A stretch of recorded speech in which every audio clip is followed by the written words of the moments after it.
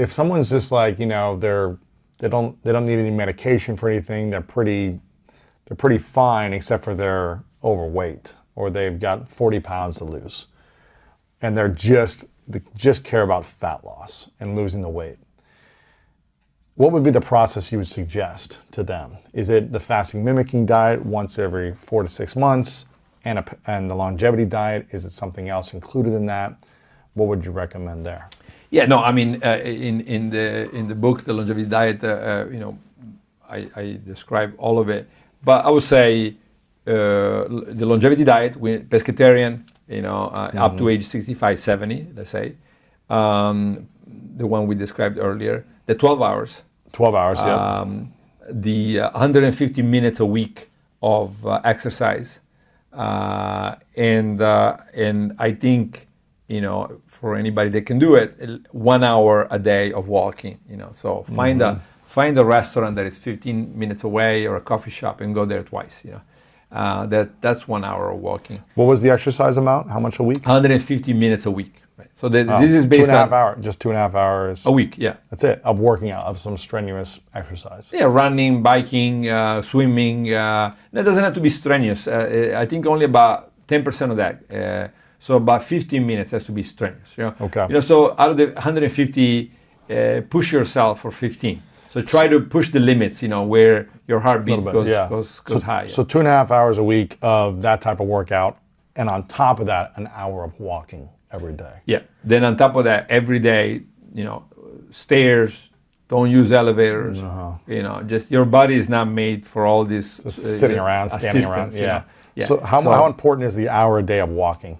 I think it's very important. Really? I think it's very important. And I think when I go around the world and talk to centenarians, you always get the ones that were shepherds, that were working in the field. The majority of them had sort of some type of manual labor, And so I think it's very important also psychologically to just, be out there and, just walk and get used to that and get used to the stairs, And I always show my students this escalator in the metro of Geneva. And so you have the stairs and you have the escalator and you have like 200 people on the escalator, not a single person on the stairs, And so we turn into,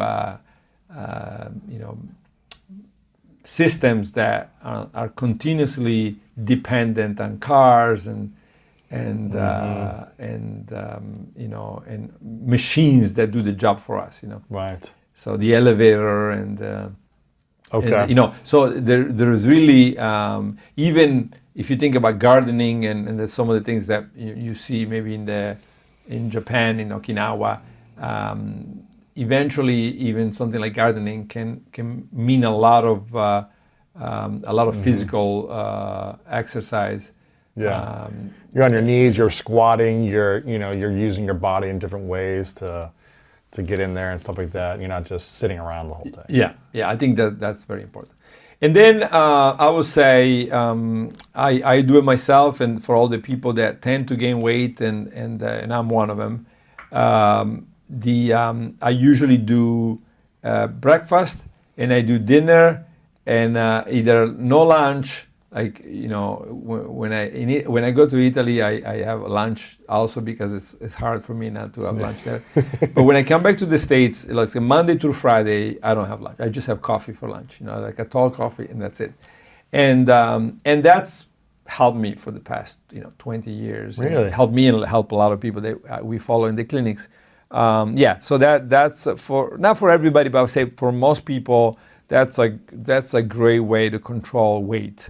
Without adding any problems, because again, you don't want to skip breakfast.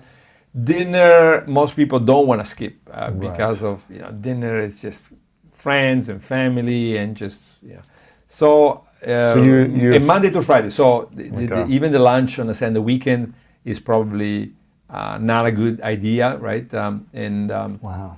But Monday to Friday, I find it extremely easy. And usually, I still remember when I first did it 20 years ago, very difficult, right? To skip lunch. Yeah, the first month and a half of skipping lunch was extremely difficult for me. And then now, having lunch or not having lunch makes no difference. Wow. No difference. I would say that it's almost neutral effect. If you take away my breakfast or my dinner, and now I'm back to that behavior or when I first started. It might take a few months, but it's not going to have the benefits in your body and longevity.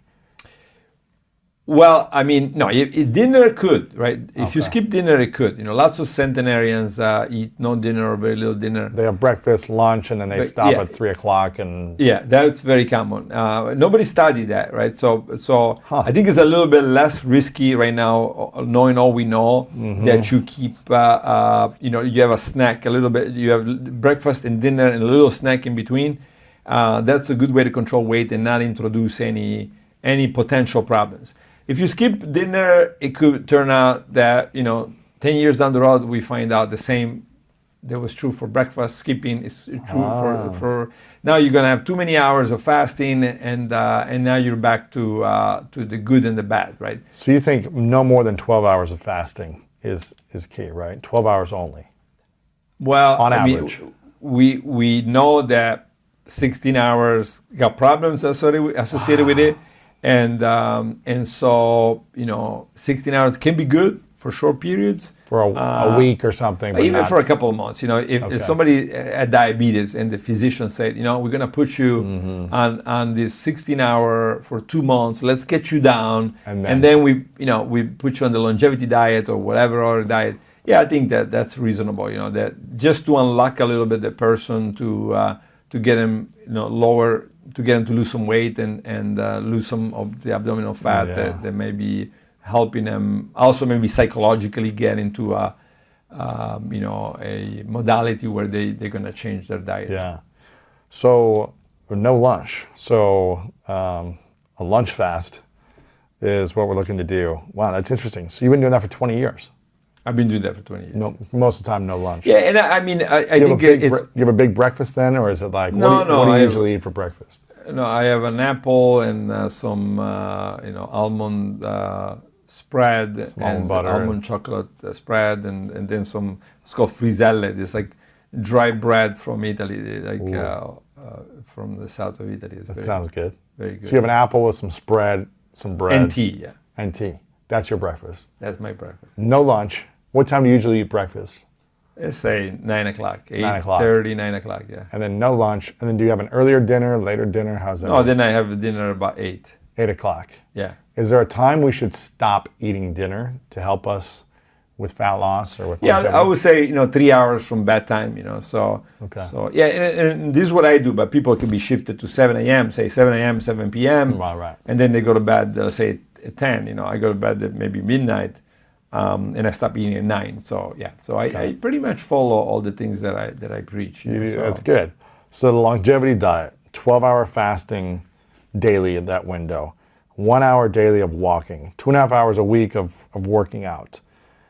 Eat breakfast and dinner, skip lunch Monday through Friday if you can do the weekend. If you're weight gainer or you're overweight or you're obese. If you have normal weight, then you can eat 5 times a day. Right. Okay. Yeah, so it's normal weight and normal abdominal circumference. So you're not accumulating fat. Let's say somebody's got 12%, 13% fat. They don't need to skip lunch.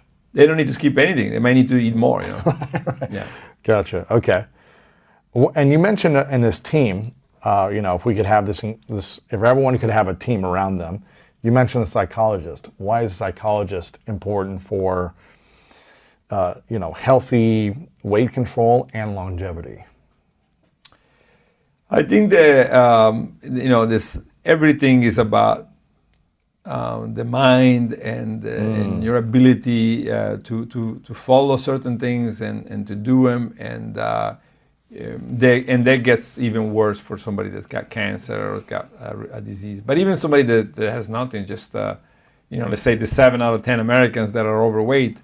The psychologist can make a tremendous difference in allowing you to see the maybe the problems that are behind the overeating or not being able to be disciplined, right? Because in the end, you have to have this discipline, some type of discipline, right? So you have to have it for the exercise, you have to have it for the hour walk, you have to have it for the 12 hours. All of this takes some form of discipline. Structure, order, scheduling, discipline, yeah. Yeah, so I think that a psychologist can probably help you get there. It might not get everybody there, but I would say there's probably a large percentage of people that would benefit from having a professional understand why you're not able to make those changes, and then allow you to get there in a way that is easy enough and also permanent, right? So the worst thing you could do is do a diet, so change nutrition and then go lose a lot of weight and then go back, right? It's much better to never change, right? And I'm talking about it's much better for longevity. So this is being studied. You do this yo-yo more than a couple of times in your life, you're gonna live shorter, right? Really? So why is that? Well, nobody knows, right? But this is being shown by epidemiological studies. So people that have lost, I think it was more than 10% of their weight, at least twice in their life. So they've done some type of extreme, heavy nutritional change, and they live shorter than those that just kept the same weight but never bothered to lose it. Interesting. And what do you think is the main cause for 7 out of 10 Americans being overweight and obese?